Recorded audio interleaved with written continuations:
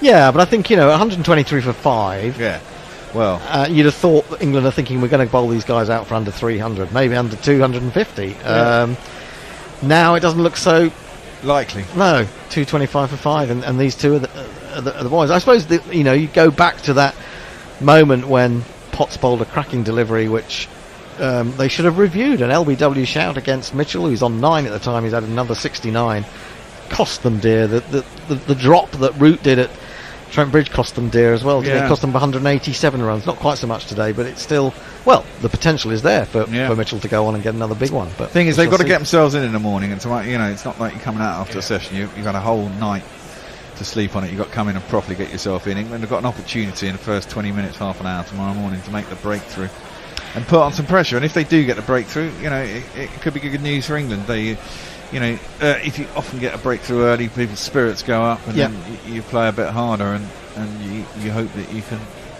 But I think from what we saw early in the in the first couple of sessions, really, I think that last session was just disappointing. It was. It would just seem very lacklustre, didn't it? It did indeed. So we can't really explain that. Maybe it will be explained when one or two players are trotted out to talk to the media tonight. We shall see. Jamie Overton is talking to Sky, so maybe he's saying something about that now. But I suspect it's more about getting a first wicket in Test cricket. So well done to him. Anyway, that's it, I think, from all of us at Gorilla Cricket. Well, just a couple more tweets from Messi. Rajesh Mohan says, I'm not sure why people are getting so antsy. I think England should be pleased with how they've bowled, considering New Zealand elected to bat first. 225 for 5 at the end of the day is excellent. 1 wicket and we're clearly ahead. I don't disagree, except for the fact that they lost an opportunity to press it home when it was 121 for 5. Yeah, there was no there was no foot on the throat, was there at all? Yeah. Omrenuevo says, long live the GPL bank. Jay sent us a link to a picture which is supposedly a Boult Southee mashup. It's pretty scary. That will be scary. I'll look at that later. He also says, thank you all very much. Off to listen to 2020. Speaking of which, our own Harry Everett is covering the Hampshire Somerset match this evening, which is being shown on Sky and on Foxtel and KO in Australia. And we thought he was going to be here today. As we realised last time, he did it from the ground where he was going to do. And if it's Hampshire versus Somerset, he's got to get to presumably to Hampshire. Maybe he got stuck on the road somewhere. Is it the Rose Bowl or is it at Taunton? I don't know. I thought it was Somerset. Where is it? Come on, Messi. Taunton. It's at Taunton. Oh, it's at Taunton. But he had something else on, and he got confused, I think. Okay. A bit overstretched. Okay, well, never mind. We got through in the end, didn't we? We did. And there should be a full cast of strange characters in here tomorrow, which is always good fun. Absolutely. Okay, well, we'll call it a day for tonight. Thank you all. 225 for 5 New Zealand after winning the toss and choosing the bat. Join us tomorrow on Gorilla Cricket. Bye. Bye. Record breaker. Gorilla Cricket. Whoa. Gorilla Cricket. Whoa. Gorilla. Take large man the barricades, patrol the cover boundary. At last the time has come. This is a cricketing emergency. Hear this call.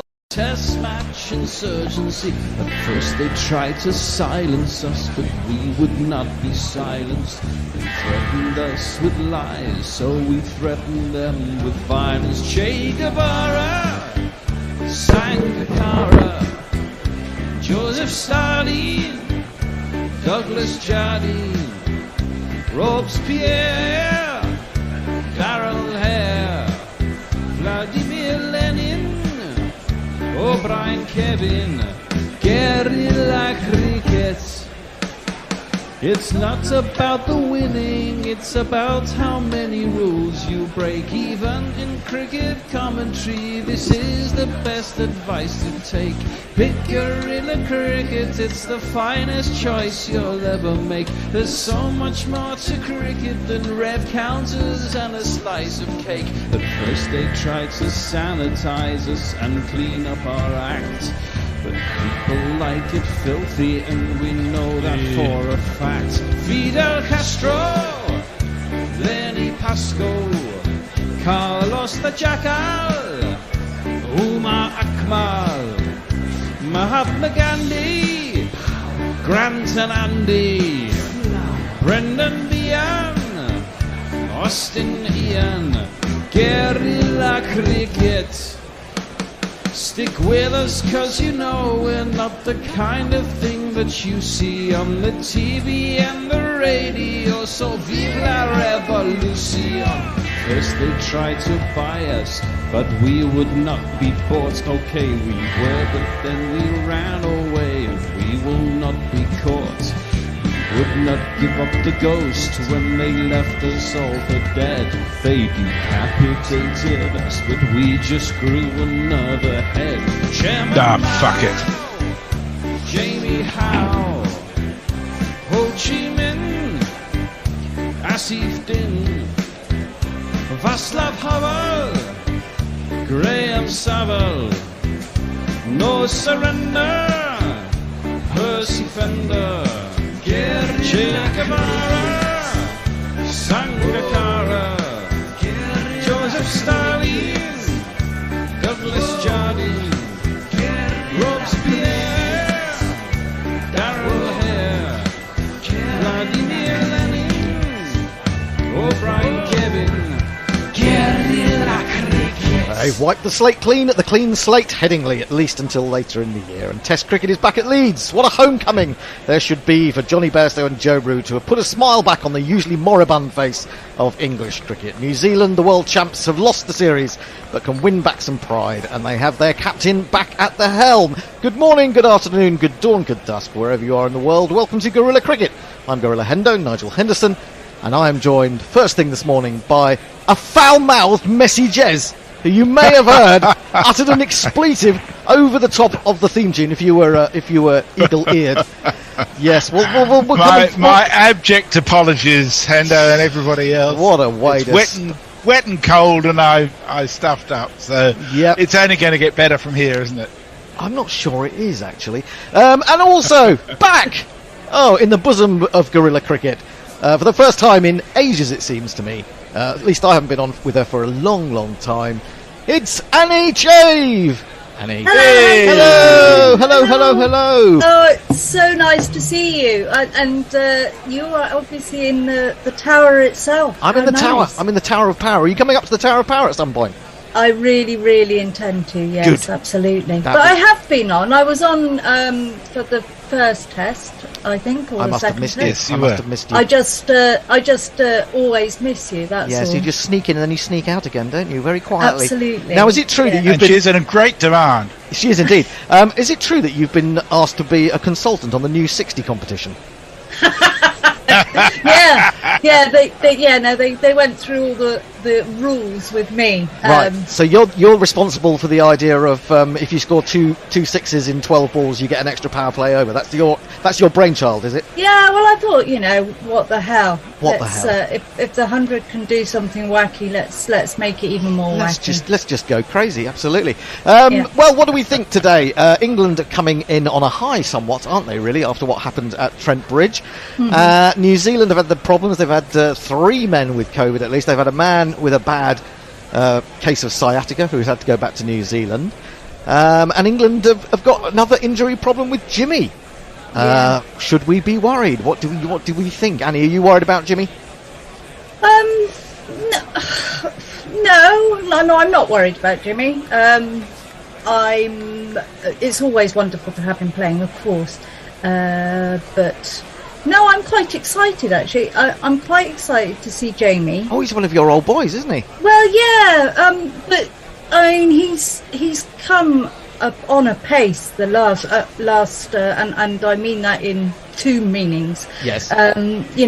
He's definitely been bowling over 90 miles per hour.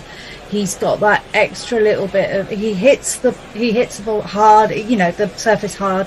He's got a little bit of fight in him, as he showed at Somerset the other day, where he knocked his brother out, and do you think Josh Davey as well. Do they get on all right, or are they a little bit at each other's question, throats? isn't it? He didn't seem too concerned about his brother either. But no, indeed not. Did he not come back and then he bounced him again? I think I read something on those lines. That's very unkind. Yes, Anyway, everything's going It was on. a ferocious bit of bowling that you looked at and thought, God, this will get him in the test side. There you go. Well, there he is. He's leapfrogged, and it's not easy for a 6'7" man to leapfrog another 6'7" man. But he's leapfrogged his way over his twin. His twin will be peaked. Get it? Oh, God, And getting the we're ball ready in. to go. New Zealand have won the toss, and they're going to be batting. And well, they've got Tom Latham out there. They've got Will Young out there, and Stuart Broad is going to bowl. He's without his partner in crime. I'll jingle people up after the first ball. I've got a bit of a problem here because I've only got the one pair of glasses, and so I'm having to go from close range work to far range work while lifting the glasses and doing the Very jingles vocal. and commentating. In comes Broad outside the off stump to Tom Latham, and he allows the ball to go through. What a letdown! What a letdown for a first ball after all that build-up. This is the man facing Stuart Broad. He opens up a thing or sometimes keeps wicked. He doesn't bowl great, but I still don't wanna face him, Tom Latham. Yes, he's facing up to Stuart Broad at the other end. Tonight, I'm William. No, not that guy on Papahito. I won't sing out, score some runs. Now, what on earth has happened there? A man has run on very, very fast indeed, middle-aged man, balding, and dropped something near the stumps. It was a bowling Marker? It's a very big one. Outside the off stump, left alone by Latham. And, of course, opening the bowling for England this morning is a man I'm looking for desperately on here and can't find. This man.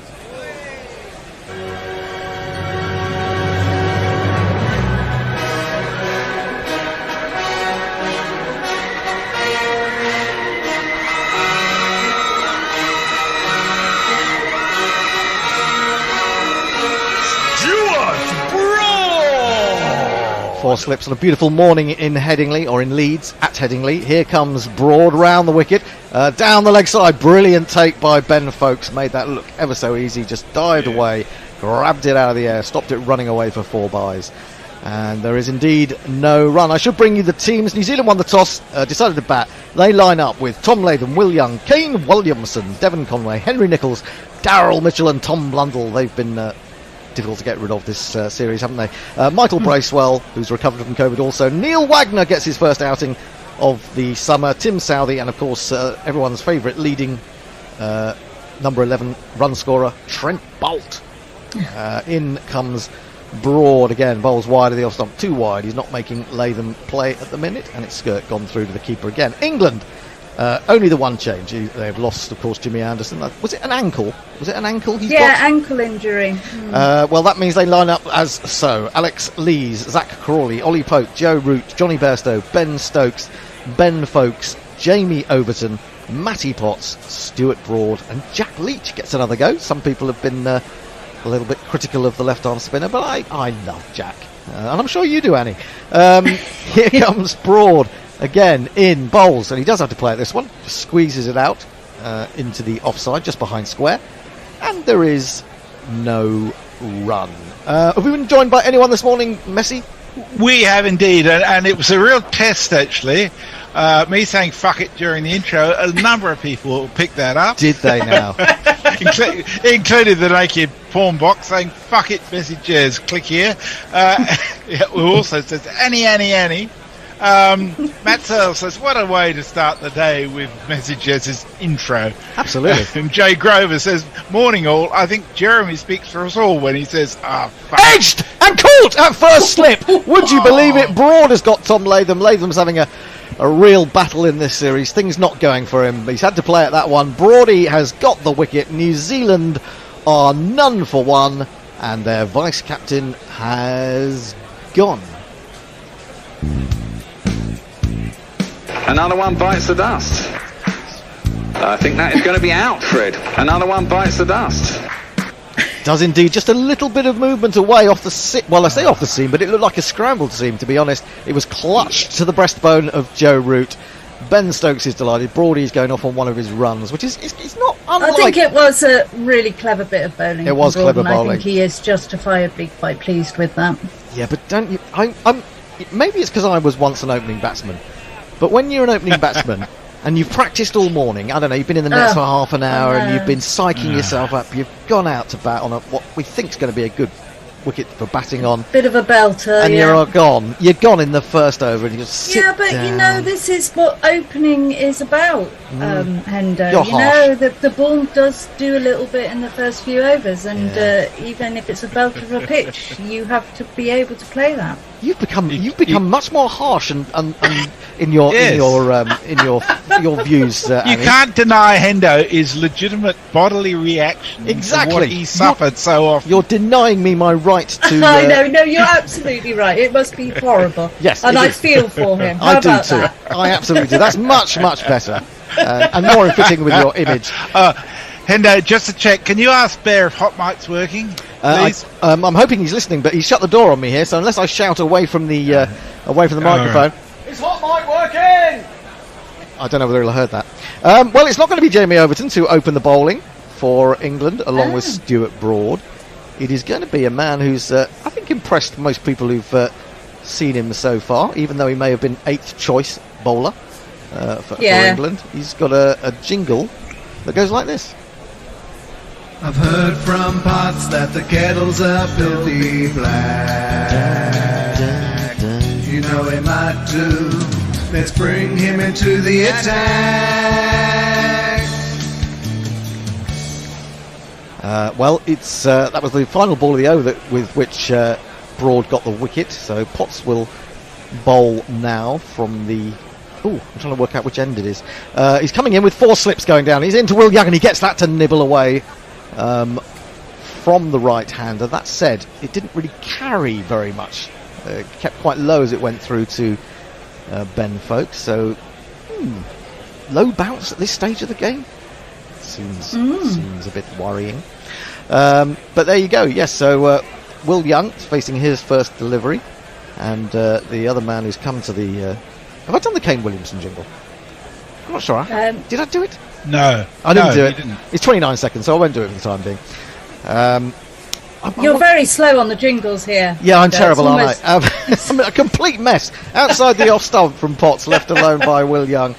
And there is no run. If you're just joining us, you need very focals, mate. I need very focals. I need very focals. I need my 9 other pairs of glasses. And I'm not sure how I'm going to make it through the day. I should find out how much is in the GPL as well. I'm sure Messi can find out. I can tell you that we start the GPL with £127. Wow, that is absolutely enormous. Is that all from you? Mostly, all donated by messengers. Hombre Nuevo has been a big contributor too. Potts, back of a length, and this is easily turned away behind square by Young. He should get a couple of runs down to, is that Jonny at long leg? No, surely not. Jonny must be in the slips. He's been doing so well there. I'm not sure who that was. Yeah, I didn't quite spot was that Big Jamie? Was that Big Jamie? Didn't look big enough to be Big Jamie. No, Big Jamie's bigger than that. Yeah, that's what I thought. I don't know who that was. It's probably Jack Leach. He's normally in that he's sort of a good position, outfielder, definitely. Yeah, he often appears on the boundary, doesn't he? Anyway, New Zealand then. And there he is. And there he is again. 2 for 1. 2 for 1. Matty Potts in again, bowls. Oh, lovely ball goes past the outside edge as Young presses forward a little bit timidly, a little bit uncertainly. Lots of encouragement from behind the stumps from Ben Foakes. Leach is an interesting fielder because he throws in right-handed, so that's always. He's what is he ambidextrous? Is that right? He must be slightly, mustn't he? Yeah. I'd love to be ambidextrous. That'd be great, wouldn't it? There are a few things I'd love, and that's one of them. That is absolutely. Potts. I thought you wanted to be amphibious. That as well. In again, Foolish. This one, if anything, swinging after it goes past the bat. It was left alone by Young, and through to the keeper it goes. Who else has joined us, Messi? So I'm just finishing off Jay Grover's thing. He just says he enjoyed the magazine, Annie. Thank you. Oh, good. Did he enjoy the crossword? Don't start.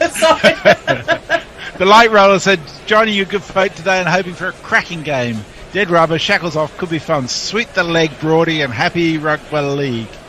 And it was Old Fart at Play who asked if Hot Mic was working, which it's not yet. But Bear's in here. The Bear has just come in to sort this out. puffing on his vape. That is the end of the over, just 2 runs from it. New Zealand are 2 for 1, and finding himself in the middle much earlier than he would have wanted to. Is a man who's not getting runs himself, or hasn't been getting runs in recent months. It's the New Zealand captain.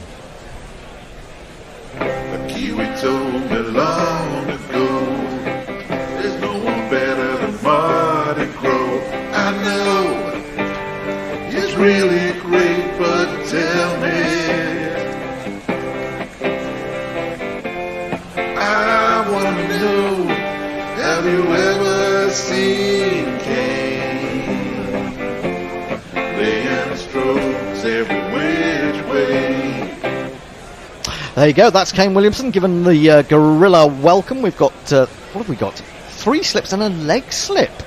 A leg slip. Now that's interesting, isn't it? We'll have to talk about that. What do we think they're thinking of here? I mean, we know he plays the ball beautifully late.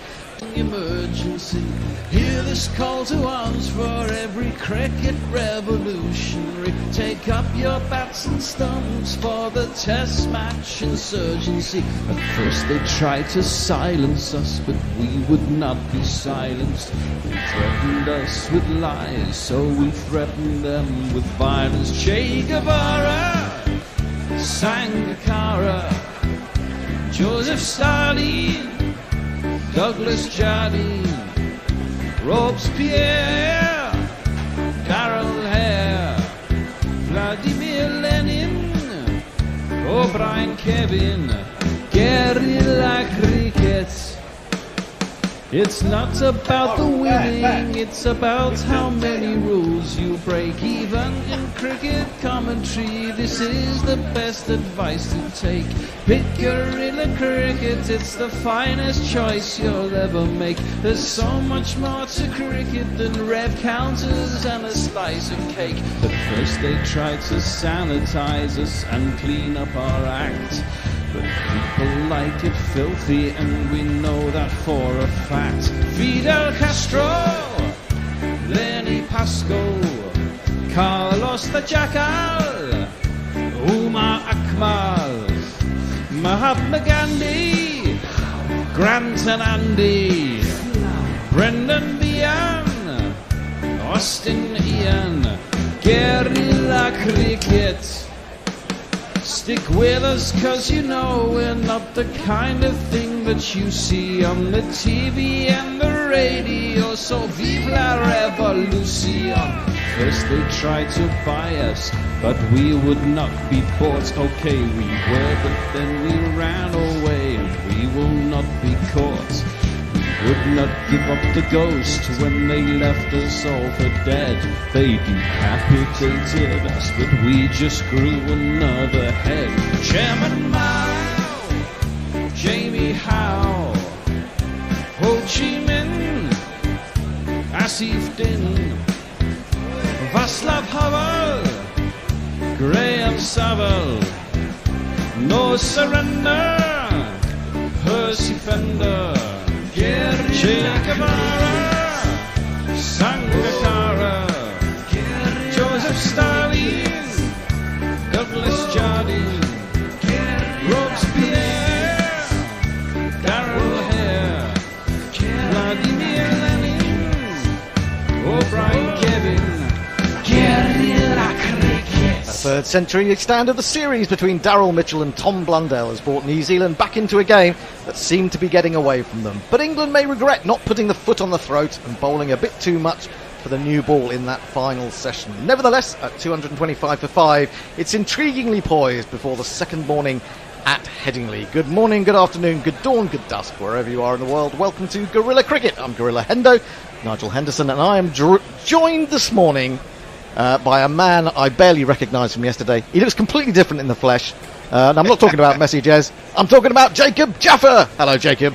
Hello, Hendo. I was disappointed we'd lost a bit from our theme song, but the character of Matty Jez going fuck it right in the middle. Absolutely. I was just going to come to that. I was going to say he's been very quiet this morning, and he's in the naughty room. He's on the naughty step for interrupting our introduction yesterday.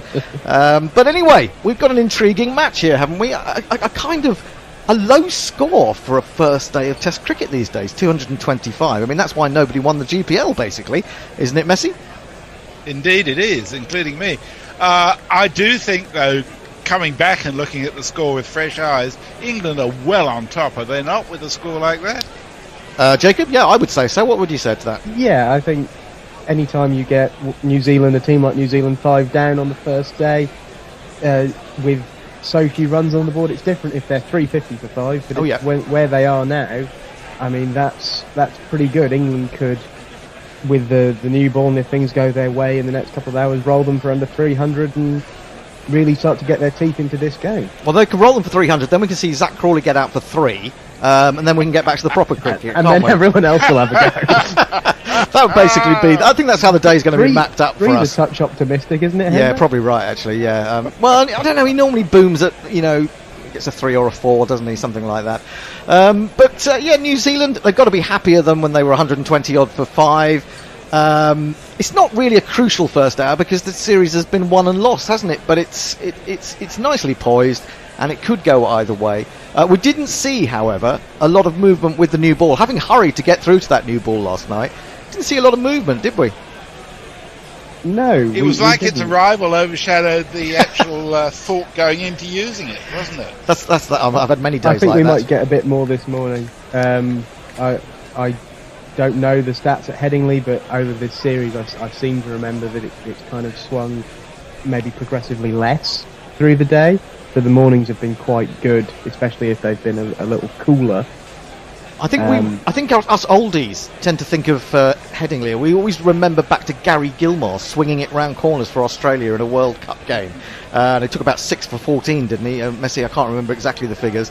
But that always sticks in my mind for some reason. And sometimes Headingley's been nothing like that. It's actually been a really good ground for batting. And so I'm looking at the weather. It looks a little bit overcast. It's not dark cloud. It's that sort of high, rather sort of sketchy, beige kind of a cloud, isn't it?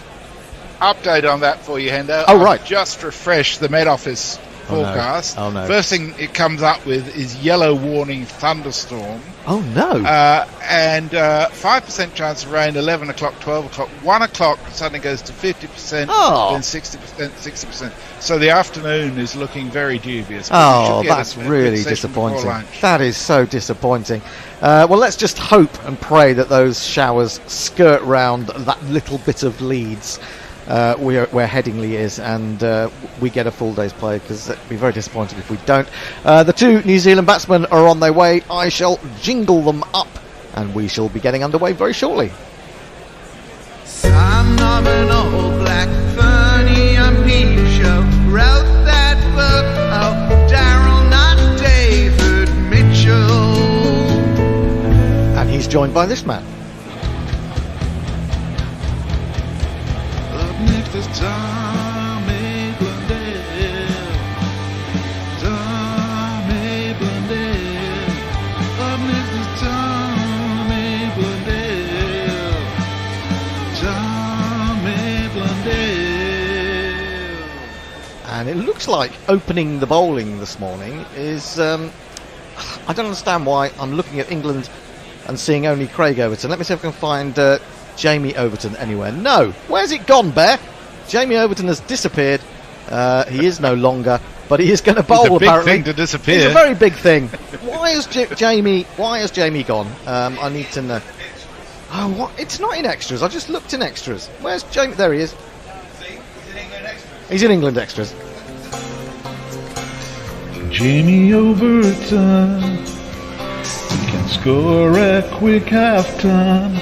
Less racist than his mother's other son is Jamie Overton. Got his first test wicket yesterday with the dismissal of Devon Conway, bending back his leg stump, courtesy of an inside edge. What can he do this morning? England not over-attacking, has to be said. 2 slips, backward point, and of course, every time I start to do the field, they switch to a close-up of a player, so I can't give you that.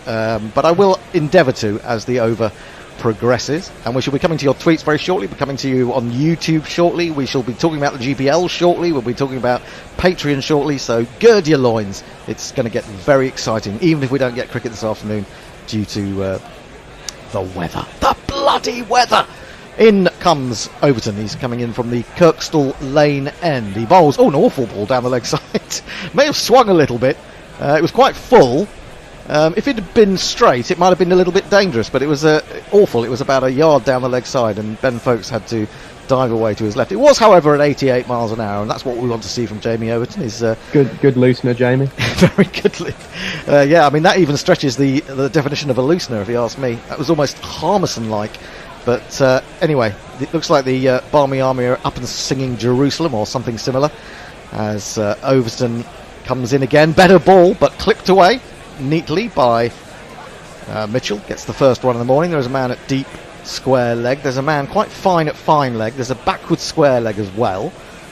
So as I say, they may be going to operate on the basis of some short balls in the not too distant future.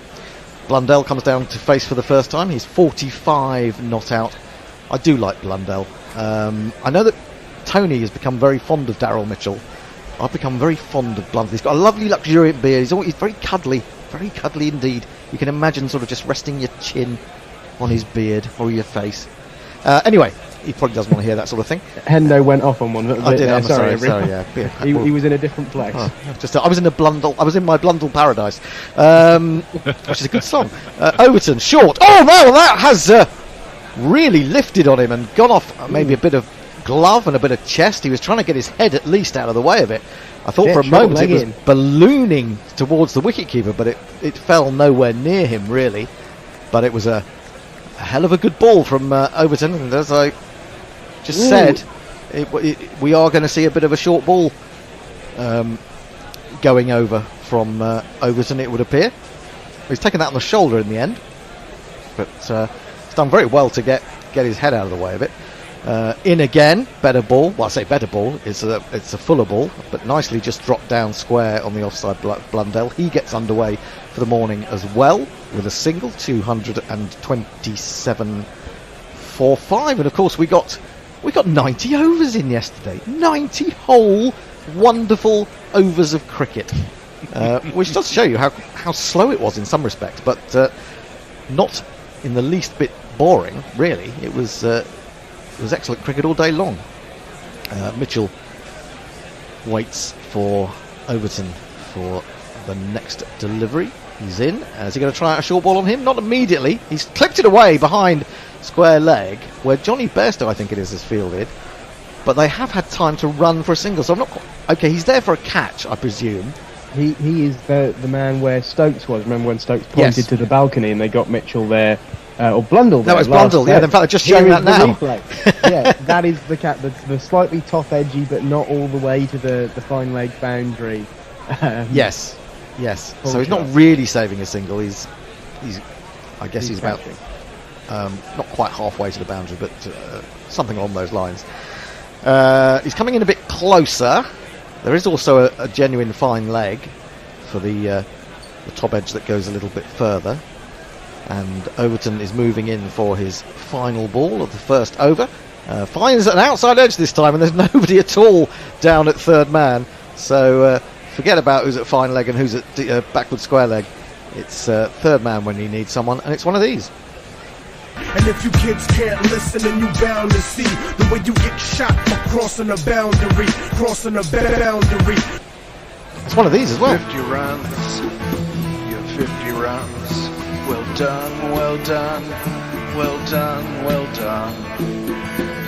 50 runs, you're 50 runs. The job is only just begun. Sixth Test 50 to go with 300s. It's taken him 111 balls. It's included 6 fours. Messi, who's with us? Warren and Roger Melly says hello, good evening, bollocks.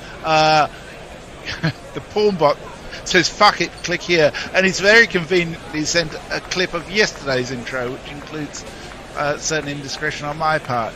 Jay Grover says, morning all, been up all night binge watching The Boys and doing horrible drugs, so until equilibrium is restored, all I can say is a head-butted keyboard. Oh, goodness me. That's a bit worrying. Pull yourself together, Jay. Anyway, the new bowler is not going to be Stuart Broad, it's going to be this man. 20 overs for 28 runs yesterday. I've heard from pots that the kettles are filthy black. You know he might do. Let's bring him into the attack. Not sure what went on there. They looked like it could have been a chance. Yeah, it was a little bit of an uppish drive. I don't think it quite carried. No, I don't think it's carried there, has it? No, in fact, it's a really good piece of fielding by Bairstow. Yeah, and Bairstow ends up almost performing a headstand while saving that from going away to the boundary. He's completely square on the offside, about, I don't know, he's not in an orthodox cover position. He's a little bit closer than that. Onto the back foot goes. Mitchell plays it to him. This time, Bairstow is very excitable this morning. He's threatening to throw down the stumps at the non-striker's end. Then he runs with the ball to take it back to Potts and threatens to lift the bails while Blundell is standing there. So it's all happening. I think that's a good position, that very kind of square drive man, to particularly to Blundell. He plays a lot through square. Mitchell can have more of a cover drive, but also does play square a lot. And he comes again, straight, good length, defended on the front foot this time around. Mitchell's moved on to 80 from 165 balls, and England, of course, be kicking themselves. They should have had him out yesterday if they'd only reviewed. But they didn't. But then they wouldn't have got Nicholls out, would they? Because his bat wouldn't have been there. That's true, but actually, on the basis that Nicholls looks terribly out of form, I think I'd rather have him there.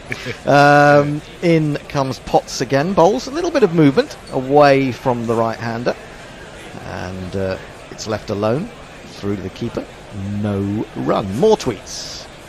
Roger Melly says, I reckon New Zealand's tactics can be explained simply by the fact that they want to avoid a whitewash.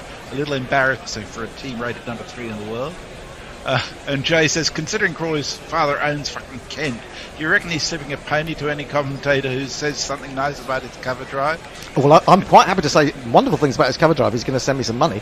I'm open to bribery. Wide on the crease. Oh, he's got an edge! Oh, and he's put down! He's put down by Foakes, who has dived in front of Root and has spilled it. Bring back Joss Butler immediately. What on earth was he doing going for that?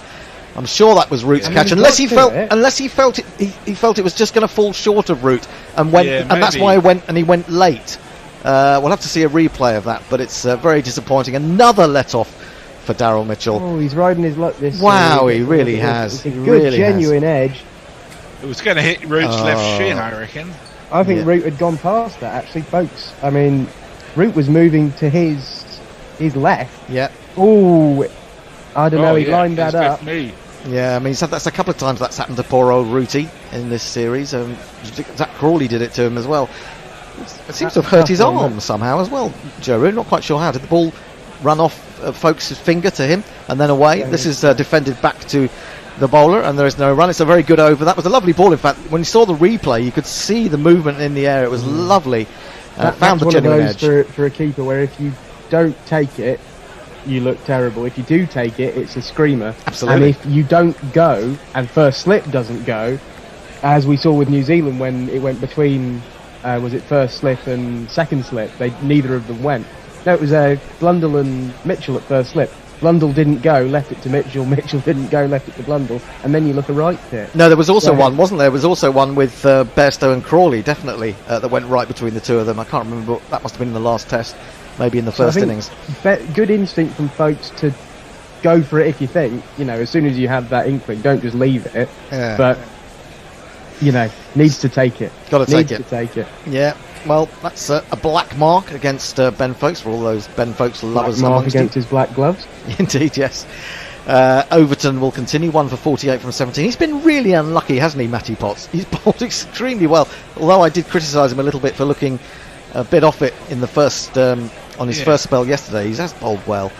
In comes Overton, defended back down the onside of the wicket, and Overton tries to be a little bit cute and clever there by then flicking the ball back towards the non-striker's stumps. It should have been a comfortable catch for Root. I think he's actually taken a blow from Foakes landing on his thigh or something. Oh no, it did actually go into the hands of Root, strangely enough. So hang on, that's very misleading. It looked like it went off the end of the finger of Foakes, but it looks from the replay as if it went into Root's hands. Now Blundell tries the pull shot, and Daryl Mitchell has come almost 2/3 of the way down the wicket looking for a single. Look, Bairstow runs in from that position that we've talked about behind square leg, and Blundell was completely unaware that Mitchell was making ground towards him. Turned around and thought, what the heck are you doing? Go McMahon. 234 for 5. So it's been an exciting opening already, hasn't it? Indeed. I just saw another replay here. I can tell you what happened. It went off the top of Foakes' glove. Right. And instead of going to Root's hand, it hit the base of his thumb. And yes. He had no chance. Yeah, that could have been a double blow. Not only the drop catch, but it could have injured England's best batsman. Anyway, he seems to be okay. And Overton is approaching again. Short ball pulled by Blundell. Bairstow dives, can't get there. And in fact, although there's a man at deep square leg and at fine leg, he's beaten all of them. And it is 4 runs. And if you kids can't listen, then you bound to see the way you get shot for crossing a boundary. He's kept that down beautifully. He has. He's rolled the wrist. Remember the old rolling of the wrists? Straight down. Yep.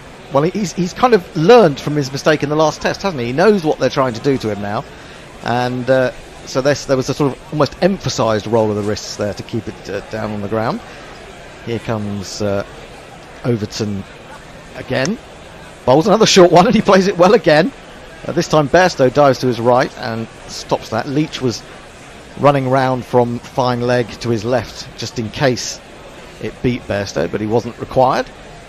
And there is no run. The GPL is open until lunch. You can estimate how many runs you think will be scored in the day by going to guerrillacricket.com/competitions. It's £1 per guess. You can have as many guesses as you want. There's 140 quid in there to start with. Wouldn't it be great if we could get that up to 200 quid? That means that we need 120 of you to take part today. So get on the GPL as soon as you can. Overton in wide of the off stump this time, and Blundell just lines it up and then thinks better of it. I'll let that one go, he says, and through it goes to Foakes. Let's try some more tweets. Warren says, has Michael Fish said it's going to be a glorious weekend? Light Roller says, morning, good folks of Gorilla Towers and beyond. Joining you again for an exciting day of Test cricket, I hope. Happy Rugby League. And Jay says, Sheffield very damp, but still better than Leeds. He's a bit Leeds-eyed, isn't he? Bot says, sorry. After this ball, Messi. Overton to complete the over. Bowls. In behind it goes Blundell. Defends it up to the onside of the pitch. Fielded by the bowler. It's the end of the over. 238 for 5. Let yourself go. Sorry. Wrong. Greetings from Mirpur. Hope everyone's well. Can Black Caps pose 300 plus to at least be competitive? And he's watching the AFL at the same time. His team playing my team. Mog is with us. Says, I think Jay may still be shell-shocked after finally seeing Love Sausage and the Hero Gasm. I thought he was a bit of a tame, really. It was a bit tame, really. Also, hello. And Farong says, drop catch doomed. Jay says, old school ties mean nothing. The Somalis have sold me utter shit. And Farong says, fucked it up. Oh dear. And over on YouTube, I'll come to that. Are we still free? I'm behind, so I can't see what... no, we're starting a new over, and Mitchell plays this one off the face towards backward point, where it's fielded by Ollie Pope, and there is no run. You might be able to squeeze one in between, if you'll pardon the expression. Well, Jeff Thomas very nicely saying how excited he gets when he hears the Gorilla theme tune come on. Me too. I just go around singing jingles all day long. I think, why have I got that tune in my head? And then I realise it's a jingle. And yes, it's particularly earwormy. I often just find myself sitting on the sofa after this ball. Outside the stump, too wide, moving further away, taken low by Foakes.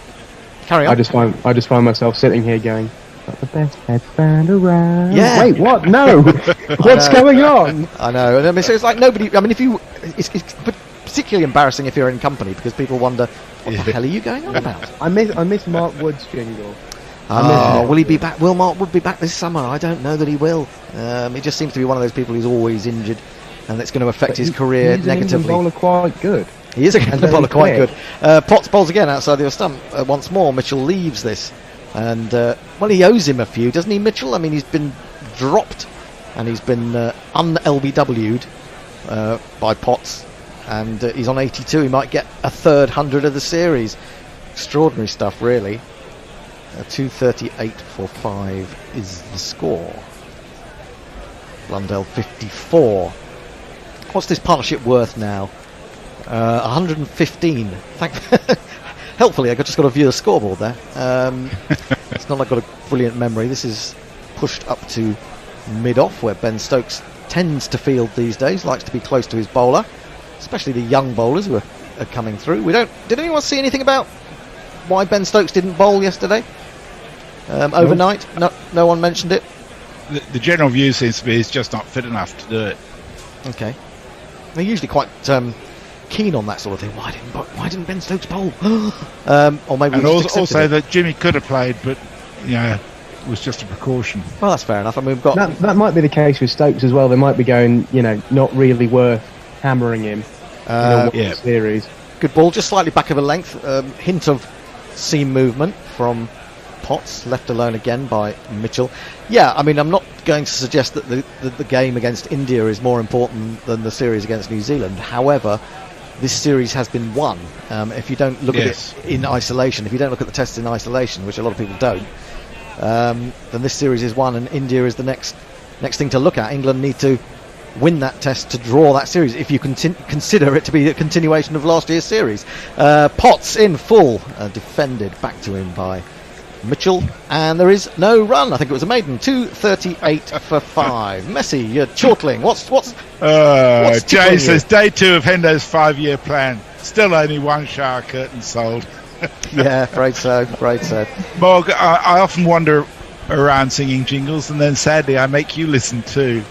And over on YouTube, Stephen Kelk's sharing with us that he and his computing science department end of year barbecue in the Netherlands, they had a cricket match there, which was regarded as a bit of a curiosity, but it was a lot of fun. And Andrew Cook says he's hoping that the New Zealand saviours continue. Love to see Mitchell continue his series of tons. He's had an amazing series, hasn't he? He has, but he's averaging 160 or so. But he's had a bit of luck, hasn't he? And you need that. Yeah. But then you've got to take advantage of it. Outside the off-stump, Jeremy Overton starting a new over, his 19th. It's left alone by Blundell. They've added 13 runs this morning so far in 17 minutes. 238 for 5. This ball is now 14 overs old. Run rate of 2.53. Which seems well down on the last test, where we had sort of 3.5, 4 plus for most of the test match. But it's no less intriguing because of that. Overton turns and runs in past umpire Erasmus, brings this one back into Blundell, who wants a quick single as he pushes into the offside. He's going to get it comfortably enough. And the score moves on to 239 for 5. The GPL is open, 140 quid in the pot. GorillaCricket.com/competitions. Get your guesses in early because it's going to rain later.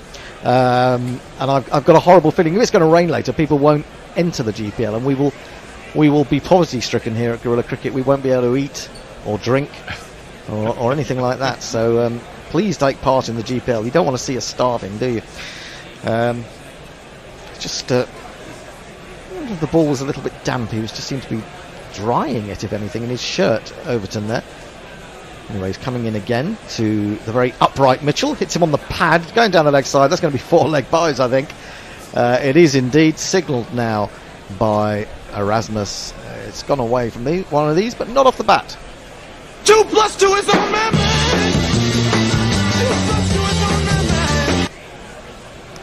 Now let's see Overton's average speeds from yesterday, and he was 3 miles per hour quicker on average than he was in the last session yesterday than he was in the first session. Yeah, 84, then 85, then 87. Do you think that's maybe just down to nerves at the beginning of his test career? 84 miles, just wanted to get it in the right spot initially. Pull by Mitchell, he hits over the top of it and misses it completely, goes through to Foakes. Yeah, I just wonder, I mean, he did talk when I heard going home last night on the radio, an interview with him, and he said there were a few nerves. I wonder whether when you come in at that stage of your career, you've been around for a few years, maybe it's just a little bit of worry that you're going to put it in the right place, and so that might have just cut his speed by a couple of miles an hour. Just the one slip for Overton, no other close fielders, and he's in again, bowls, and this is connected with by Mitchell, but he hits it straight to Stokes, who's now at square leg, so he's not up there at mid-off talking to his bowler right now, but he is applauding from that position, he's encouraging from that position. Another good crowd in at Headingley, it appears. Western Terrace looks particularly well stocked, and soon they'll be well stocked with alcohol, won't they? And there'll be beer snakes everywhere and stewards running after them. 20 past 11 in the morning. I think they should be at least 3 pints in by now. I think they should be almost gone completely. 2:43. They won't notice the thunderstorm. No, well, that's probably true. 2:43 for 5. Overton in to complete the over. Onto the back foot goes Mitchell, and then almost looks as if he's trying to play the ball a second time as it bounces away up to the bowler. That is the end of the over. It's 2:43 for 5. 95 overs bowled. Blundell 55. Mitchell 82. Messi. I bring you news from Leicester, where that well-known Leicester number 3, Pujara, has been bowled for a duck by Mohammed Shami. Do you mean Che? Yeah, Che. That's right. Just use that one. James Humberson's with us. He says, hello from Tasmania, where I'm on tour and you're keeping me company in my B&B. Welcome, James. What, on cricket tour? Ravi's... Hopefully. Ravi says, things you can expect to hear on Guerrilla Cricket number 308. I think you can squeeze one in between balls. Hey. Hendo goes to the pawn bot. Jay says, I take it back about the Somalis. Just kicked in jolly good. That's something he's watching. Leah says, hello everyone from a regional train near Frankfurt that amazingly offers free Wi-Fi and actually works as opposed to British Rail Wi-Fi. Pot starts new over, full ball outside off stump, and Blundell puts in that big stride but then leaves it. Carry on, Messrs. I don't know, Great Western Rail. The pawn bot says, technical question, scissors or Stanley knife, working on a Guerrilla Cricket shower glory hole. Please now, please. Some decorum is needed. Goodness me. Have a word with yourselves. Potts. Settle down. Who was it used to say settle down? Was it Paul Daniels? Or was it Frankie Howard? I have to say, Great Western Rail do some decent Wi-Fi. It's just a shame that they don't do any decent train. Yeah, that's the problem. You don't want to be in the middle of somewhere on a train journey without an actual train. That is I used to do the 6-hour journey from London to Cornwall periodically on Great Western, and it was fine. Well, I did Totnes to London about 5 years ago, and it was shit. Defended into the onside by Blundell. Bairstow skips around in front of his captain from mid-wicket. His captain is at square leg. He does the fielding, just having a little bit of banter with Stokesy. And there is no run. Jay says, I can't decide which circle of hell the Western Terrace would be. Oh yes, there's a goodly few circles of hell, aren't there? Anyway, maybe we should go through them at some point. Potts continuing, none for 30 in his 23rd over. He's in again, hits him on the pad, worth a shout, and Richard Kelly was going to give it in the end. He's going to give it. I think he will review, because to me there was a hint of it going down the leg side, but it might be one of those that is clipping, in which case Blundell will be gone, and it will be a thoroughly deserved first wicket for Potts. Is he going to review? Have we seen a review? Yeah, must be going to review. It'll be clipping, I reckon.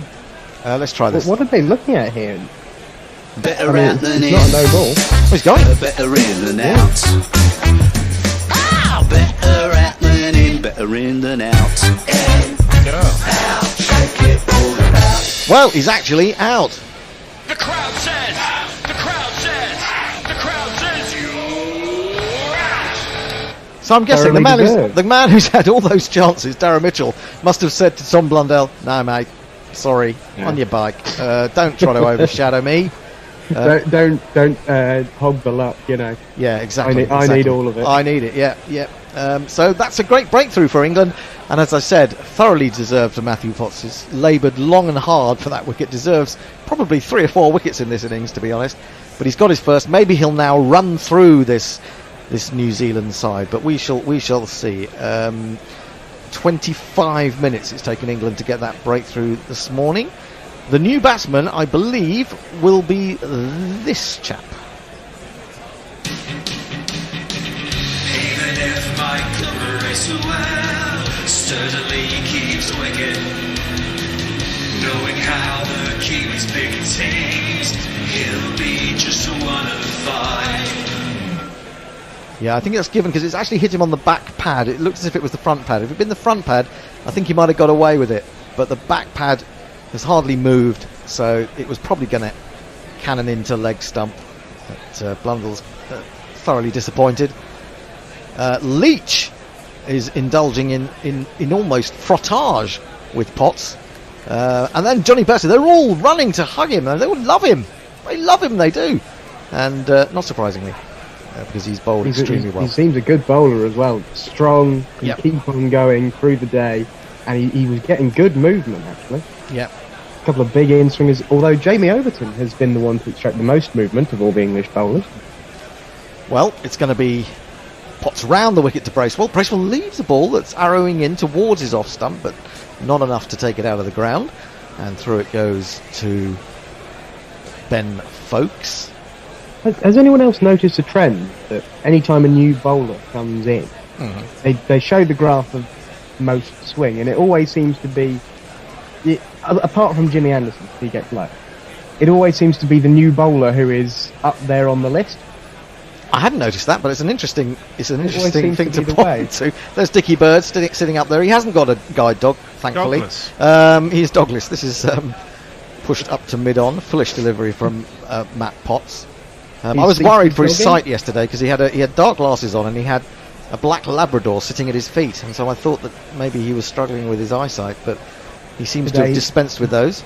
He stopped dogging. He did lose his eyesight in 2001. He what? Got it back as a result of an operation. Is that right? Because of his eyes being exposed to sunlight all the time. It's just a shame that he was still umpiring at that point. I was going to say, when did he retire from umpiring? I can't remember now. Seemed many years ago. He had his part of his eye replaced, and it all came back fine. Oh right. This has hit Bracewell on the pad, and it's rolled away towards where a leg gully would be. They've run through for a leg bye, and that is the end of a successful over. Potts now has figures of 23 overs, 1 for 30, 244 for 6. Mitchell 82, Bracewell yet to score. Messi. The light roller says, with respect to Stokes bowling, he's like a cabinet minister being asked to comment on the by-elections. Fuck that, someone else's job. Josie Oak really worried me this morning when I looked on Discord. What he'd said about the candidate in Honiton suggested to me that she'd won. And I thought, oh God, I've got to go and have a look this up. Yeah. Yes, she'd won, but she hadn't. She'd been absolutely sorted. 24,000 majority overturned. Yeah, it's great, isn't it? Yeah. All gorillas should celebrate. Jay says, yes, 9 circles, I think. This is Luigi Magpie. Said, per Dante, there are 9 levels of hell. The bottom level is frozen, so hell frozen over is a thing. So hang on. Why 9? Why 9? Is there any particular reason why there's 9, not 10 or 8 or 5? Entirely up to Dante, really. It's just Dante's fancy, basically. Overton starts a new over bowling to Bracewell. He bowls him a short one straight away. He ducks under it with no great discomfort. He couldn't think of another variety of bastards. So he thinks somebody, his publisher said to him, come on, Dante, we want your 10 circles of hell. He said, I'm sorry, I only got 9. Liars and thieves and... He couldn't think of another type of sin. And they should have said, they should have said, look, if you can't find 10, we're not going to publish. It's as simple as that. 10 circles of hell. There's 9 circles of hell, but 7 deadly sins. Yeah, that's another odd thing. Why not? Why not 1 for 6, 8? I don't understand it. Overton is back over the wicket to the left-hander. And he's in past the umpire bottom. Another short one, which he ducks under without any problem whatsoever. He'd be quite happy if he keeps doing that. Well, he won't be, because he'll never be able to hit one. But at the moment, he's not threatening him. Maybe he's trying to force him back, and then he'll give him the big in-swinging Yorker. But that's suggested that he will necessarily get the big in-swing Yorker right as well. We've got a slip in a gully, I think. Is it a slip in a gully, or is the man going to a sort of on the 45. Really, he's on the 45 as much as anything, but on the offside behind square. He's not on the 45. You can't sing that song when he's not on the 45. He's on the 40. This is pushed up to mid-off. Again, Daryl Mitchell, who's a bit suspect with his running, had taken off, ready to run the single, and then Bracewell said, hang on, there's a man at mid-off, and it's Matt Potts, and he's quite good. I don't think I'm going to run myself out. The question is, will we see Adil Rashid on the 45 in Pakistan in December? I'm not in favour of it. I'm not really. I think you see Mo in there, but not Rashid. Yeah, well, I mean, I suppose the alternative to Moeen is going to be Dom Bess, and I still don't particularly rate Dom Bess as a bowler. Matt Parkinson, possibly. Another short one over the top of Bracewell's head as he ducks, and there is no run once again. The bear is here. I don't know what the bear's doing. Some running repairs. Maybe he's trying to make me look more beautiful. We're due for a change. Are we due for a change? Well, it's not quite the end of the over. We've got 2 balls to go. Yeah. Grubby is here. He's looking a bit sleepy, Grubby. Big night last night. And Thorpe is here. Hello. He went to see the Wonder stuff. So it was a bit of a late night, was it? He's still connecting to audio, so he can't actually hear me. The bear is moving. I've just said hello to effectively a deaf man. Who's doing the ball by ball? Is it you, Bear? No, it's Grubby. Have you found your sunglasses? Yeah. Okay. Chris Squire said, "Oh my God, Miss, it was really 5 years ago you graced UK and Gorilla Tires in particular." Actually, it was only 3. Right? 3 years ago, yeah. I was going to say, it wasn't that long ago. No, can you believe it? These last 2 balls are going to take forever because England are complaining about this new ball, which is only 16 overs old. It's going through the handcuffs. They've also just ticked down the over counter. It was 96.4 and they've just put it down to 96.3. I don't know what's going on there. Is it no ball? Is there no ball? It says no balls 1 on the extras, so that might be the first no ball of the New Zealand innings. Well, I'll just finish off these 3 balls now, and then the bear and Grubby will take over. Here comes Overton pulls out his run up now. It's going to be the longest over in history. Erasmus turns around and says he thought he heard the thundering hooves of Jamie Overton, and then they quietened and he wondered what was going on behind him. He's running away from that Carnegie stand, and he bowls to Bracewell, who has to play this one from round the wicket, defended into the offside, and there is no run. Mike Taylor tells us apparently the DRS was down, so Blundell didn't have a review available. Oh, really? Oh, that's not great. No, that isn't good. That's how does that happen? We've seen that in a couple of series. We saw it in the Ashes, didn't we, where for half a day they just said, oh yeah, it's not working, sorry. Really? What's going on? That was COVID. That was COVID because the technicians were all over the place. Overton again, short ball, and that was arrowed in, and it was following Bracewell. But again, he seems quite calm, quite reflective. Was it in Brisbane where we had a power outage and lost the feed for a bit? And then they were doing radio commentary. Oh yeah, that was embarrassing. Farong says, wow, dead rubber, but Sri Lanka in a spot of bother at 7 for 66 in the 18th over of their ODI against Australia. We're looking at the ball again. They just keep going back to the umpire over and over again until eventually he gives in. So, all right, have a bloody another ball. It's going through, isn't it? It's going through. No problems. The ball is handed back to Overton. He's not convinced. He's grinning about it, but he's not entirely happy. Mitchell 82, Bracewell yet to score. He's faced 9 balls so far. 1 ball remaining of Overton's 20th over. Figures of 1 for 54. Now Ben Stokes is getting involved. He's maybe gone up to be nearer his bowler. He's round the wicket to the left-handed Bracewell. Down the leg side. He's got leg slip in, but this one hits the pad again. Nobody seems to think about fielding it, but they will run through for a leg by. The end of the over, it's 246 for 6. There'll be some more tweets, and then Grubby will be at your service. Okay, Jay says, oh crap, I haven't checked the election. He says, those results make me happy. Peter Ward says, I agree Gorillas should celebrate, however, I feel not Fred wouldn't be sharing those sentiments. And Warren says, apparently Dante has a Twitter-like character limit. So the next tweet is Chris the Choir. His favourite Dante fact.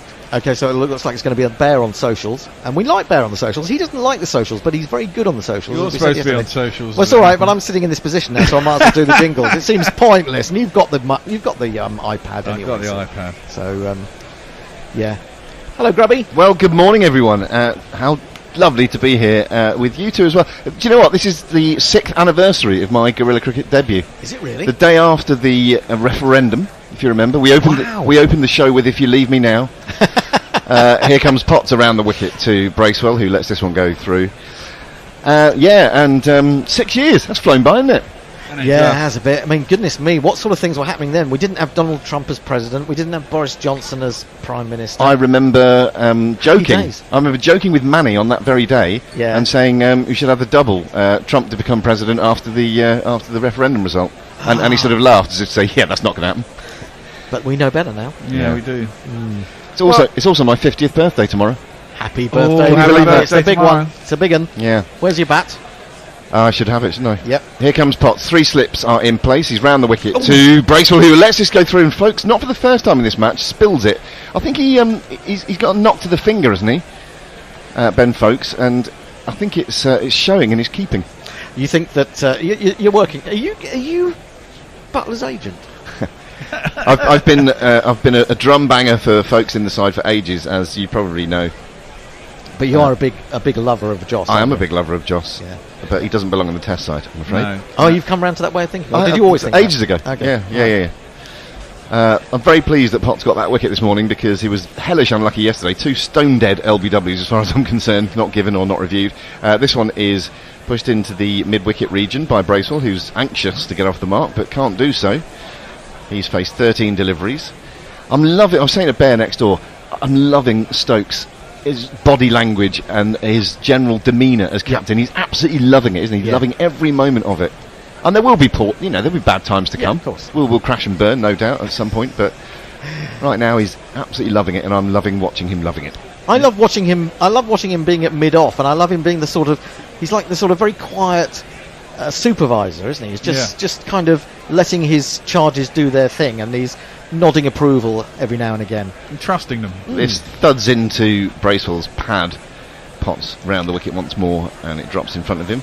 Still can't get off the mark. It's 246 for 6. We're in the 98th over of this innings. And whilst England have had a decent run of things so far in this test, I would suggest that could have rolled him for under 200 yesterday. Yeah, absolutely. I think so. I mean, we did have a tweeter in late last night saying, why are you getting so antsy about it? Well, it wasn't the case we were really getting antsy about it.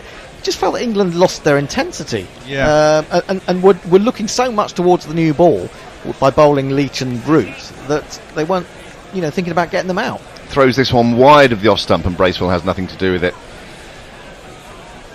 Yeah, I think that's right. And my God, Mitchell and Blundell are in a massive pain in the arse for England. For England, yes. Absolutely. I heard a stat from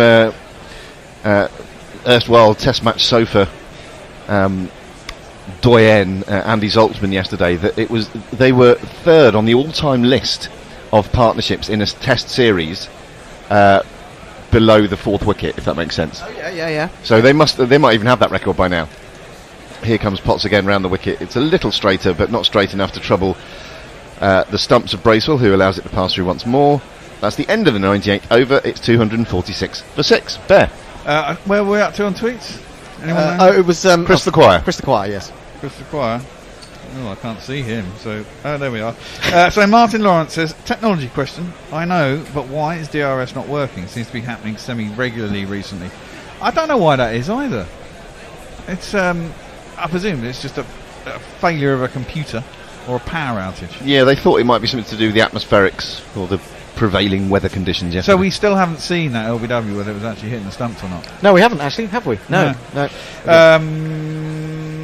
Mark says, I think the 9 circles of hell have something to do with numerology. Inverted 666 and Satan being a chode or something. Okay. A chode? What's a chode? A toad that's choking? I don't know. Choking toad. Choking toad. Ravi says the numbers 3, 7 and 9 are considered mystical. Hendo suggestions 10, 8 and 5 are not.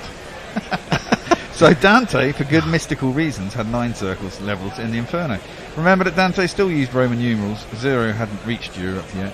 Oh, did it not? What No. did they used to use for zero in those days? Well, there then? wasn't a zero, was there? Well, Just nothing at all. So they just couldn't say anything. No. They were was nothing, speechless. Change of bowling, by the looks of things. Out of the attack comes Jamie Overton, and into it for the first time this morning is this man.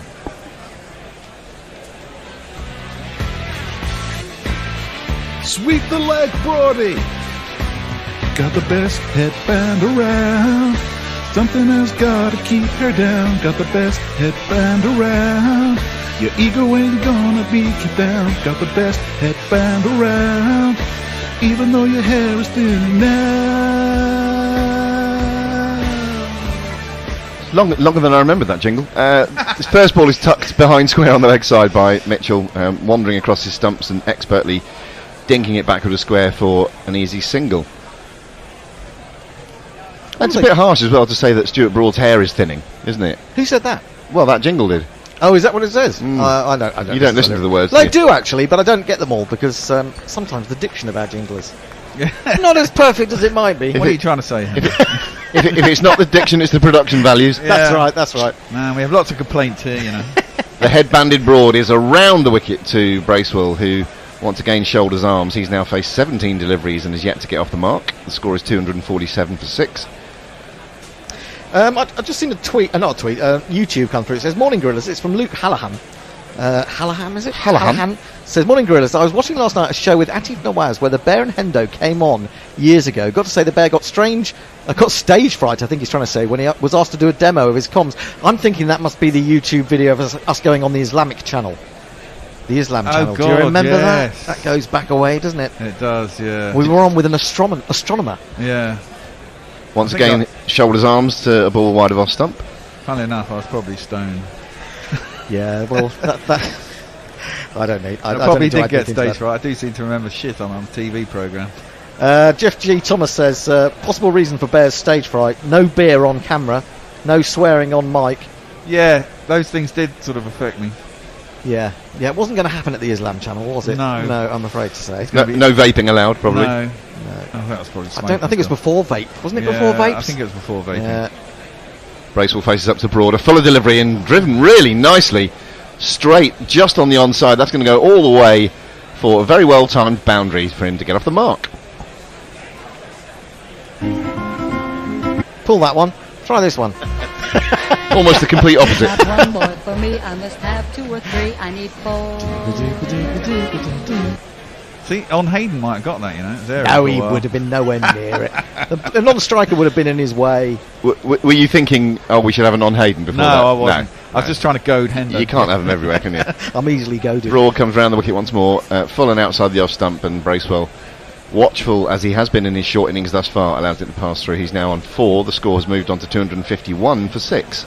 It isn't an easy wicket to get wickets on, is it? So if we can get them out for 300.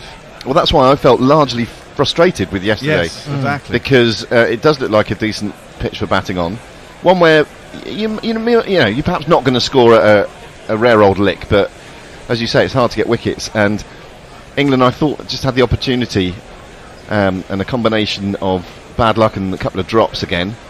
It meant that they didn't quite do it. But anyway, it's a good game. This is edged and it's been taken It's been dropped again. Is that Jonny Bairstow at third slip? It is. I think it is. Get rid of him. Another drop, and Bracewell survives. Dear, oh dear, oh fuck off dear. jingle for that one. I was gonna look for the drop catch one. I can't seem to find it. Selected in play, probably. Right, okay. It was an off cutter by Broad. He just got one big right mitt to it, Jonny. Perhaps could have got both hands to it, I think. He was doing that. Has he gone in front of the other? No, it was definitely his catch. Bairstow at third slip, diving away to his right. It thudded into his palm and straight down on the ground. He absolutely smashes the turf with his right fist in frustration.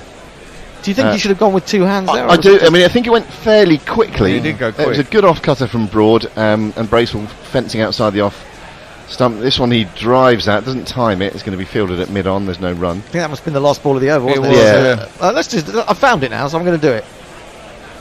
The pimps in the crib, ma. Drop it like it's hot. Drop it like it's hot. Drop it like it's hot. 2 down this morning. 2 men who are still out there. I mean, the the chances were Mitchell and Bracewell. Yeah. And the one before Hendo where Foakes dived across Root, didn't he? It was going right into Root's mitts. It's easy to say, but again, I think a fully fit, fully focused Foakes would take that. Well, and he'll still feel bad that he didn't, as I do on his behalf. This is left alone by Bracewell. Potts is the bowler. If he's, I didn't know he was carrying a knock. I didn't see anything overnight. If he is, I think he got one on the end of the finger, perhaps in the previous game. Didn't he? He got one. He got a nasty one. Yeah, and I think of the thumb. that is clearly still troubling him. Once or twice yesterday, we saw him not take the ball cleanly or parry it, and just sort of, wag his hand in a bit of pain. Well, that's a lot of a wicket keeper, isn't it? It is indeed. Yes. Just looking at that replay, I don't think Bairstow. It was wide enough of Bairstow that he probably couldn't have got a second hand over to it. I think perhaps it did go quick, and it went. While they're fucking around with the ball, let me get some tweets. Yeah. Please, Jay says, please don't say Parkinson. Gary doesn't need summoning. He's on next, actually. Also, I wonder stuff still going. This is driven out by Bracewell. Misses it, and only just misses it. I think it's through to Foakes. Yes, the Wonder Stuff are very much still going. I can testify because I was there at Shepherd's Bush last night. It was tremendous. Quite an emotional occasion for me because my first ever gig was 1989, the Exeter Lemon Grove, where I saw them. The Exeter Lemon Grove? Exeter Lemon Grove, student sort of venue. I was 17. So it was my first ever gig, and to date, my last ever gig last night. That's good. Yeah. Top and tailing. So they've been around a while then. Oh, yeah. Now we have an explanation for the 9 circles of hell. Potts round the wicket. This is allowed to pass through once again by Bracewell. Yes, who's explaining what? Mrs. Luigi Magpie.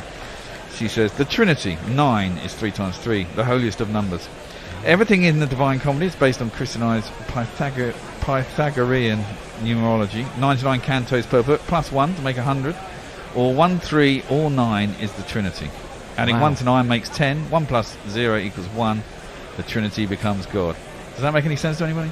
Not a great deal, but well, I like the way, was it Ravi who said these numbers are sacred, or whatever. 3, 7, 9. When you work in a a decimal system, there are only 9 numbers, 10 numbers you have to play with, aren't they? This is down the leg side, and it did take a bit of pad.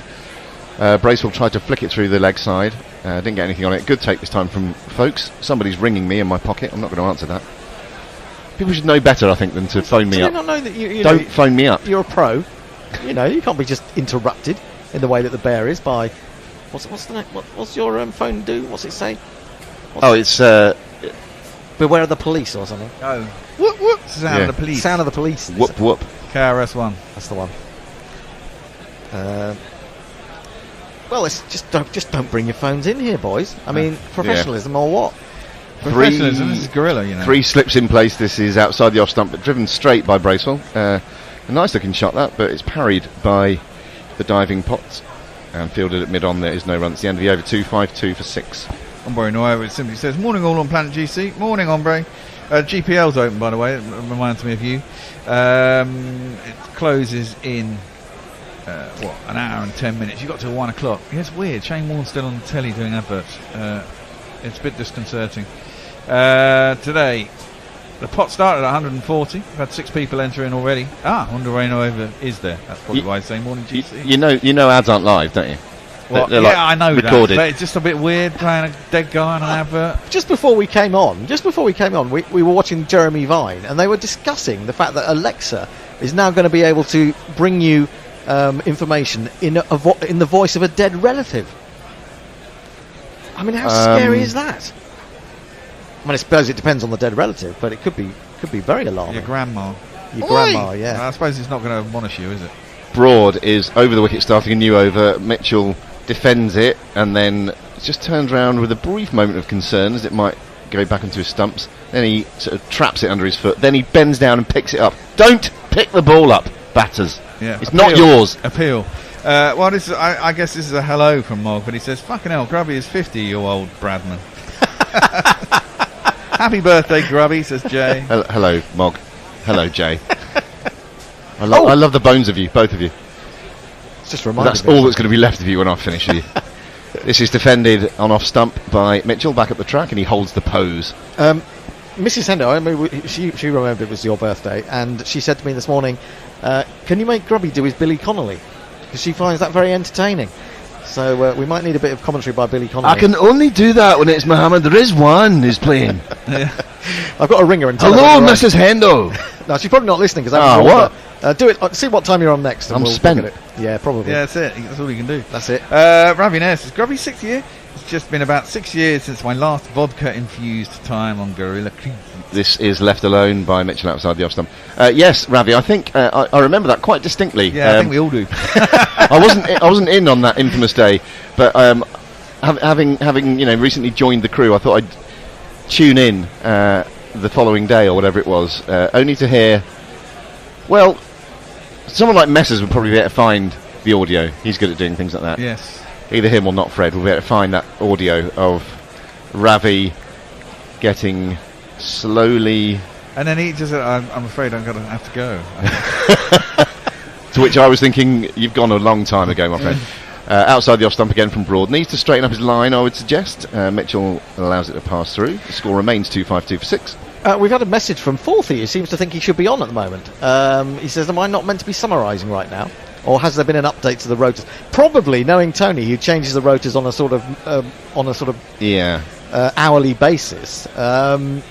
You've probably been changed, but unless the Bears got it wrong, he told me I was still on.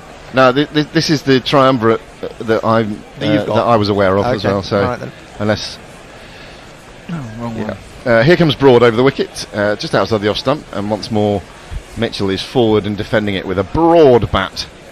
Back to Broad. Broad back to Broad. Broad back to Broad. Not hard, not easy to say. No. Has anyone read this week's Smaximum? I don't have access to it. I'll send you a copy. I used one of your jokes in a piece I did actually. Oh, did you? I nicked it, yeah, quite shamelessly. Which joke was that? The one about the 60. Oh, good. Yeah, fair enough. But then I went further. I developed the idea, That's how we just spark off each other. Absolutely. Just 2 slips in place now for Broad, bowling to Mitchell. We have a backward point and a short cover point as well in place. This is defended to that man at cover point. And is that the end of the over? It is the end of the 101st over. It remains 252 for 6. Do we have messages? Yeah, Naked Fun Pornbot says, did someone say chode? I might have to change my glory hole shower curtain design. We still don't know what chode is though. So no one tell us. I suspect it's one of those things that will make us look rather naive. Yeah, like that time I was on with Nestle Boy and he'd never heard the term bukkake. Yeah. Oh God, and then he looked it up. Oh no, Liz Yates got in touch to tell us all about it, if I remember rightly. Do I think she's got a darts podcast now or something, hasn't she? Yeah. Don't see much of her these days, if any of her, really. But anyway, more. Christ Choir, things you expect to hear on Gorilla Cricket number 3. Bear, you're good on socials. Where are we? Christ the Choir. Oh, can't see them. Yeah, well, that's us. Another change of bowling, by the way. There is indeed. First sign of spin of the morning. Bowled 30 overs yesterday did this man. It's here he is. Camilla is a face that I know. It's Jack Leach. Now coming up is Jack Leach. Oh, Jack Leach. Well behind here, by the way. Well, now's the time to get it in because we've got a spinner on. So there's always plenty of time. Okay, Chris Squire, favourite Dante fact. He probably sat contemplating while watching Florence Cathedral being built. Oh. That might be why he's 9 circles of hell. Martin Lawrence, has he got a ball in? No. Technology question. And he knows why DS... You've done that one. Done that one. What's the matter with you, Bear? Sort your life out. Okay. Leach starts with the ball outside the off stump, which threatens to turn in, but Bracewell smothers it and defends it back up the track. You're always a long way behind if you read them out twice. Yeah. Goad the chode, says Jay. Yes, you see, you think you think you're so good with technology. Now you've completely buggered up on the iPad. Yeah. He's aiming for that rough outside the left-hander's off stump, I think, is Leach, and he bowls it full, and it's driven up to mid-off by Bracewell, and there is no run. Mog says, you should be grateful you can't make out half of my lyrics, Hendo, says Mog. I probably should be, actually. I love your lyrics, Mog. I love them when I More of, please.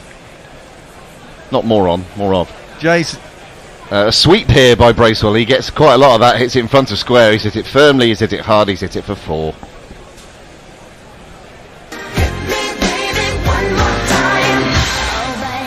Nailed that one, didn't he? Really did. Yeah, they're probably trying to let him hit a couple of 4s and maybe let him get a bit too confident like he did in the last test and spam one up to a fielder. As I mentioned before, I think Leach's aim. It's good to see this. I mean, I was saying to you next door, Bear, wasn't I? It's good to see Leach being brought on after only 1 hour of the game yesterday. This is edged just wide of the man at slip, who is erstwhile captain Joe Root, running away to his left to do the fielding. No run this time. See, I wish he'd bowl more of those. Yeah, a bit more flight. But this is it. He's bowling to take wickets as opposed to bowling not to concede runs. Yeah. Yeah. And I suspect that is coming from McCullum and Stokes allowing him to do that, encouraging him to do that, bowl aggressively. We need to take wickets. This one is allowed to pass through by Bracewell. He still reverts too much to bowling too flat too often. Yeah, but I don't think he used to do that. I think it's confidence. Yeah. And being told to bowl quicker. I don't remember him doing this at Lords in the Ashes. I tend to remember him putting the ball up there a lot more. He rips this one back into the left-handed Bracewell as he comes forward, takes him on the pad. It can't be LBW because he's outside the line. But it did trouble him, and it did rip a fair way, that one, I thought. See, you go back to that series when he took, I think, 4 wickets in the second innings, and I don't recall all these people talking about problems with his pace. And you know, at that point, people were really pretty much on Jack Leach's side, and they supported him quite a lot. Yeah. And I think, you know, all this. Well, now people say he bowls too fast. Well, exactly, because they were telling him he wasn't bowling quick enough. But I think now he's got a nice loop on that. I think in this game we're seeing that he's got that good, and it does. It comes from confidence. It comes from under Joe Root. I'm afraid one of his failings as a captain was to hang him out to dry. You bring him on late in the piece, and you know, first ball he might get hit for 4, and then you spread the field after 1 ball. That's no way to treat your spinner. No. And we saw it in the last game where he got a wicket by keeping mid-on, mid-off up. A different and in my view, a better way of using and treating your spinner. Yeah, I don't think Root had a clue about spinners at all, really, and when to use them and how to use them. I think that's also true to a certain extent of Alistair Cook before him. Well, I've said this many times. I don't think Cook was a natural captain. He was captain for a long time, but I don't think he wasn't. Like Michael Vaughan was sort of born for that job. Strauss was born for that job in a different way. Nasser was a very natural captain. This is what happens when you pick them by numbers. This is defended by Mitchell into the onside. Apart from that LBW yesterday, by the way, he just looks rock solid, didn't he, Daryl Mitchell? Yep. He's so fucking annoying. Sorry, you're going to say something on the Leach point, or the captaincy point? I've forgotten what I was going to say. We were talking about captains, natural captains or not natural captains. Yeah, I know, but I still can't remember. Okay. I mean, I can it flitted in and it flitted out. I can lead this hairy horse to water. I'll probably remember it in a second and go, oh yeah. A shaggy Shetland pony. This is on-off stump from Broad over the wicket to Mitchell, who tucks it effortlessly into short mid-wicket, and there is no run. Do we know who the next 3 are on? Because it's there's 3 minutes here, to go. Gary, who you've got to let in. Oh right, okay, and Messers and Grubby. Does that mean I've got to move over there and do the jingles and everything? Yeah. Yep. Oh, bloody hellfire! Oh, there he is. Okay, hang on. He's waiting. I'm going to admit Gary. Are you ready for him? Here he comes. He's going to mention Parkinson. Good, I'm getting out of here. In a moment, ladies and gentlemen, it will be Naylor Bingo. Here's Broad coming in. This one just tails in at the last moment to Mitchell, who is more than equal to it, pushing it into the onside, and there's no run. Let me get some tweets in. Warren says, Hendo is challenging his inner knackle. Jingle critique. Jay says, to celebrate Grubby's birthday, I think you should play his excellent jingles. Hey, great idea, Jay. Well, you're on a jingle machine now. Oh, sweet. I'll find the Yassir one. Goad the Chode says,